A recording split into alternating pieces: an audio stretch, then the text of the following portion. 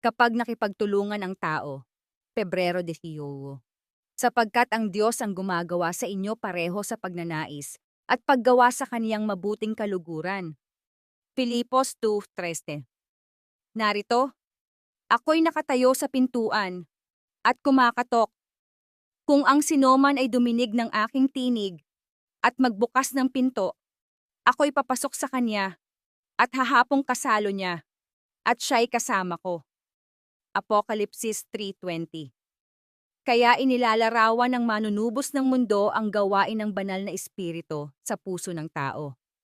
Ang buhay na kinatawan, sa pamamagitan ng kanyang sariling gawa ng pananampalataya, ay inilalagay ang kanyang sarili sa mga kamay ng Panginoon para siya ay gumawa sa kanya ng kanyang mabuting kasiyahan sa kanyang panahon. Kailangang magkaroon ng patuloy na pagsasagawa ng pananampalataya upang mapasa kay Kristo at manatili kay Kristo, na nananatili sa pamamagitan ng pananampalataya sa Kanya.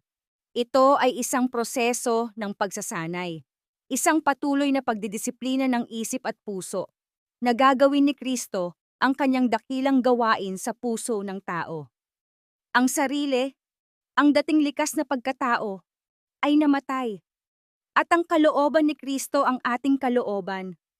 Ang Kanyang paraan ay ang ating paraan, at ang ahente ng tao ay nagiging na may puso, isip, at talino, isang kasangkapan sa mga kamay ng Diyos, upang hindi na gumawa ng kasamaan, kundi ang katuwiran ni Kristo.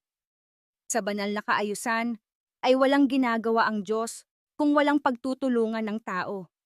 Hindi niya pinipilit ang kalooban ng tao. Iyan ay dapat na ibigay sa Panginoon ng lubusan. Kung hindi, hindi magagawa ng Panginoon ang kanyang banal na gawain na kanyang gagawin sa pamamagitan ng kalayaan ng tao. Ipinahayag ni Jesus na sa isang lugar ay hindi siya makakagawa ng maraming makapangyarihang gawa sa mga tao dahil sa kanilang kawalan ng pananampalataya. Nais niyang gawin para sa kanila sa lugar na iyon ang alam niya na kailangan nilang gawin, ngunit hindi niya magawa dahil ang kawalan ng pananampalataya ay humahadlang sa daan. Ang magpapalayok ay hindi maaaring hubugin at likhain para sa karangalan ang hindi kailanman inilagay sa kanyang mga kamay. Ang buhay Kristiyano ay isang araw-araw na pagsuko, pagpapasakop, at patuloy na pagtagumpayan, pagkakaroon ng mga sariwang tagumpay araw-araw. Ito ang paglago kay Kristo, ang paghubog ng buhay sa banal na huwaran o modelo.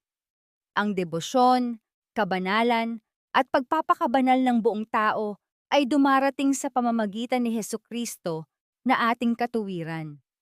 Ang pag-ibig ng Diyos ay kailangang patuloy na linangin. O kung gaano ang aking puso ay sumisigaw sa buhay na Diyos para sa pag-iisip ni Hesukristo. Gusto kong mawala sa paningin ko ang sarili ko. Our Daily Devotional, February 18, 2025. I from the devotional book that I may know Him, pahina 55.